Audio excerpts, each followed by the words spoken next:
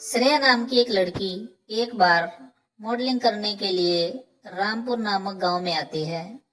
श्रेया एक famous model थी जो गांव में मॉडलिंग करना चाहती थी।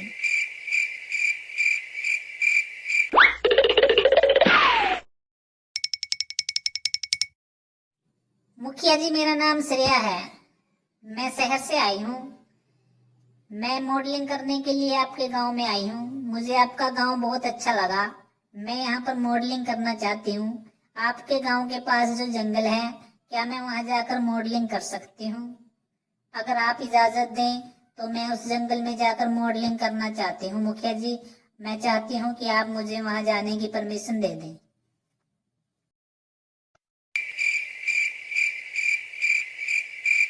नहीं श्रेया बेटे, तुम जंगल में मॉडलिंग करने मत जाना। जंगल में लोग कहते हैं कि जो भी जंगल में गया वो लौटकर वापस नहीं आया। कुछ लोग कहते हैं कि जो भी जंगल में जाता है उसे जंगली जानवर खा जाते हैं। कुछ लोगों का ऐसा भी मानना है कि जंगल में भूत प्रेत रहते हैं जो लोगों को खा जाते हैं। हम तुम्हें जंगल में जाने की इजाजत नहीं दे सकते। बाकी तुम्हारी मर्जी है। अगर तुम फिर भी जंगल में जाना चाहती हो तो जा सकती हो।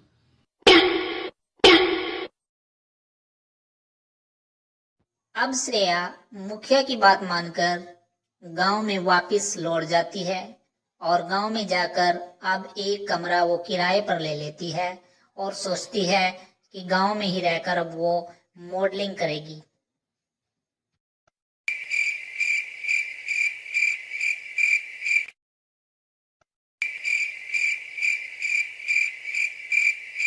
अब मैं इस गांव में रहकर मॉडलिंग करूंगी।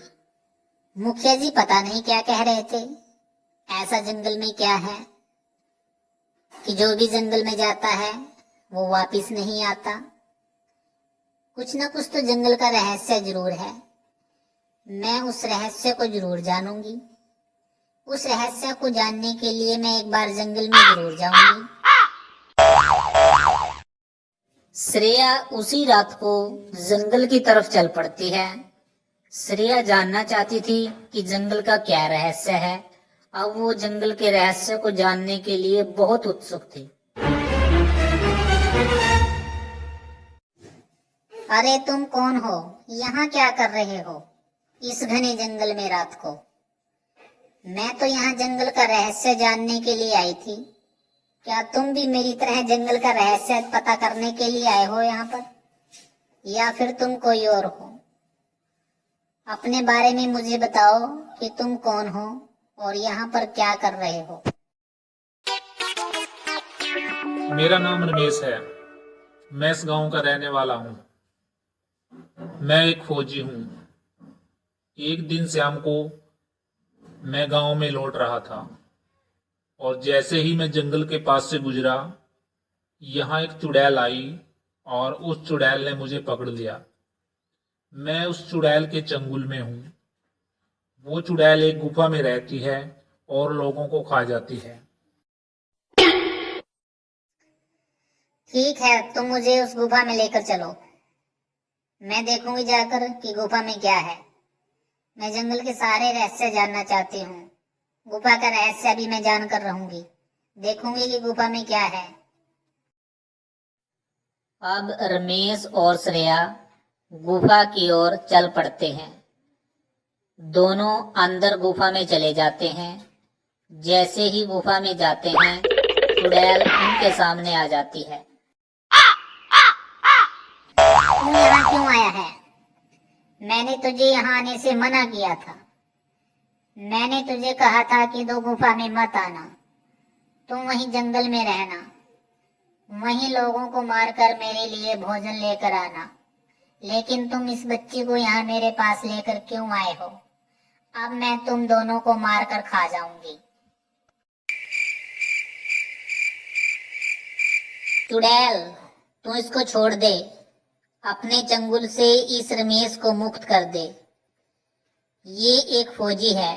इसका परिवार है जो इसका इंतजार कर रहा है। इसको घर जाने दे, मुक्त कर दे इसको। ठीक है, मैं तुम्हारी बहादुरी को देखते हुए रमेश को मुक्त कर दूंगी, लेकिन रमेश को मुक्त करने के लिए हमें एक तांत्रिक के पास जाना पड़ेगा जो इस जंगल में रहता है।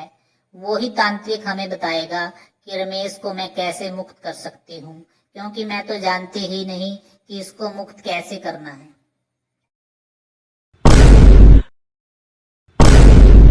अब चुड़ैल रमेश और श्रेया को लेकर जंगल की ओर, जहां पर तांत्रिक रहता था, उस ओर चल पड़ी।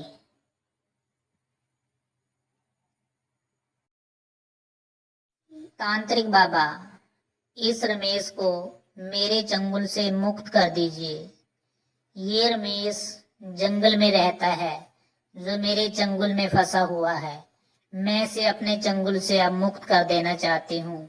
मैं इस लड़की की बहादुरी से बहुत खुश हूँ।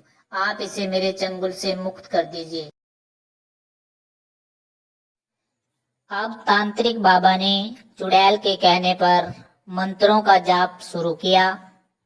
जैसे ही तांत्रिक बाबा मंत्रों का जाप शुरू करते हैं, तांत्रिक बाबा की जादुई शक्ति चारों तरफ फैल गई।